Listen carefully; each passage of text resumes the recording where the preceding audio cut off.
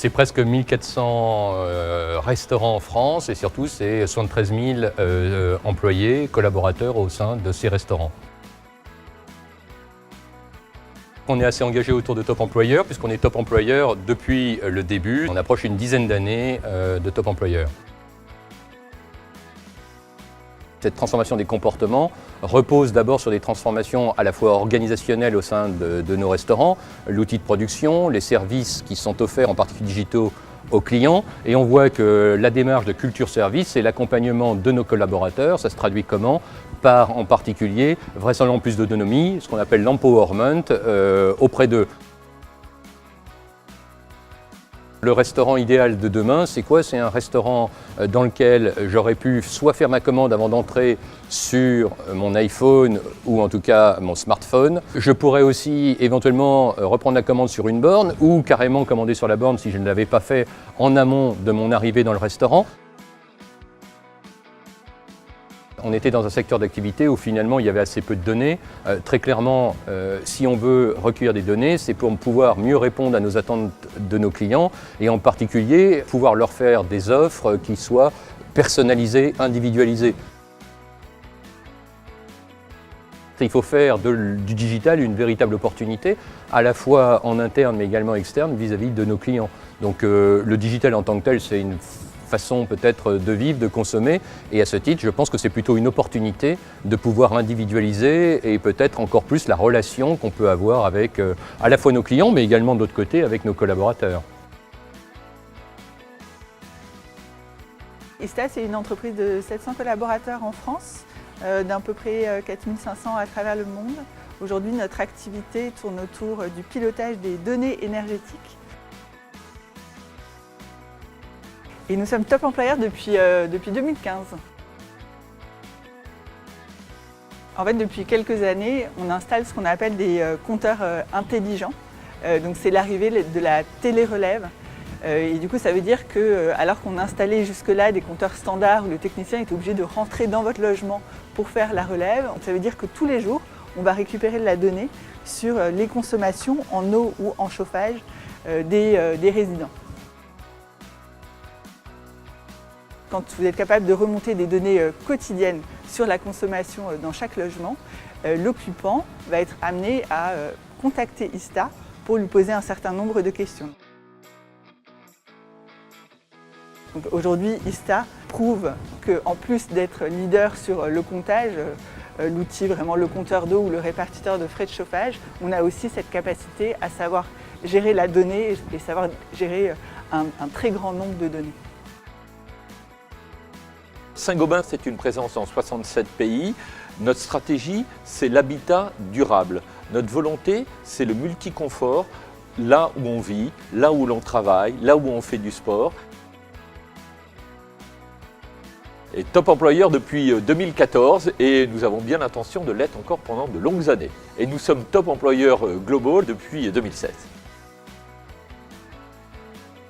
Le digital, véritablement, est présent pour Saint-Gobain. Pourquoi il est présent? Parce que c'est notre relation client qui est touchée. Donc on a des sujets qui sont des sujets liés à la distribution, dans l'intermédiation entre nos clients finaux et nos clients qui sont les artisans, qui sont ceux qui viennent dans nos agences aujourd'hui. Et puis on a aussi des transformations qui sont à l'œuvre du côté industriel pour les usines 4.0 que nous testons aujourd'hui et qui vont être les usines de demain. C'est la dernière évolution des processus et des styles de management, c'est la mise en place de ce qu'on appelle les collaborative robots, les cobots, qui vont être ceux qui vont être entre l'interface entre l'homme et le robot. Et là, il va y avoir une liaison directe qui va nous permettre de faire des progrès gigantesques en termes de qualité, en termes de motivation et en termes de performance et d'excellence industrielle. Si je prenais des process ressources humaines, eh bien, vers nos clients, c'est les personnes que l'on souhaite venir nous rejoindre, nous, Saint-Gobain. Donc, on a mis en place un nouveau site internet avec un espace qui s'appelle Expérience Saint-Gobain pour que les gens puissent venir poster directement leur CV.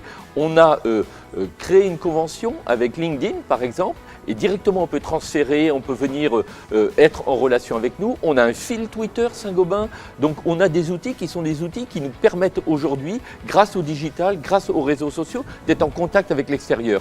En intérieur, eh bien qu'est-ce que l'on a? On a une application pour la mobilité interne et donc on peut voir, on peut se géolocaliser et on peut voir quels sont les postes disponibles à l'intérieur du groupe, partout en France ou dans une région donnée.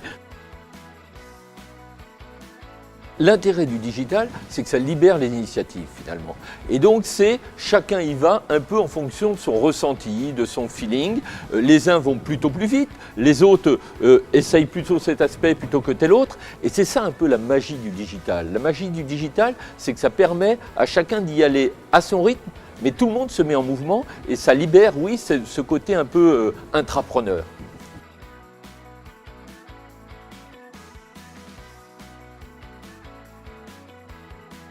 Il faut bien se rappeler que McDonald's a été fondé sur un principe d'organisation taylorienne. Et le taylorisme, tout le monde se trompe sur ce qu'est le taylorisme. Le taylorisme, ce n'est pas la division horizontale du travail, c'est une division qu'on appelle verticale. C'est-à-dire je conçois et j'exécute. Donc c'est la distinction entre conception et exécution. Dans le cas de McDonald's, McDonald's est une entreprise qui a été fondée sur le fait d'offrir le même produit partout dans le monde. Les clients recevaient exactement le même produit, la même qualité, on va dire. Aujourd'hui, ce qu'ils nous décrivent, c'est une individualisation, en quelque sorte, du produit. Chaque client va recevoir un produit qui lui correspond et qu'il souhaite. Si ce changement est réalisé, c'est vraiment une aventure extraordinaire. Je crois que le premier facteur, c'est de changer la culture. Changer la culture, ça veut dire changer le système de valeurs, changer l'attitude managériale. On a beaucoup parlé des attitudes et je crois que c'est absolument fondamental parce que les collaborateurs ne pourront changer leurs attitudes que s'ils voient leur manager changer d'attitude. Le risque, c'est de ne pas arriver à être aussi efficace qu'auparavant, parce que le principe taylorien, quand même, a été basé sur un principe de productivité, d'efficacité. Là, le défi qui est lancé à McDonald's, c'est d'arriver à satisfaire individuellement les clients, tout en gardant cette productivité, cette efficacité. C'est un danger si le consommateur attend toujours le même produit. Or, ma conviction, c'est que les consommateurs, comme les salariés, c'est ça qui est intéressant, attendent des traitements individuels, attendent d'être reconnus. On va avoir en fait une cohérence entre ce qu'attendent les consommateurs et ce qu'attendent les salariés, c'est-à-dire qu'on a un traitement individuel. Le risque quand même, il y a un petit risque, c'est d'avoir des différences de qualité.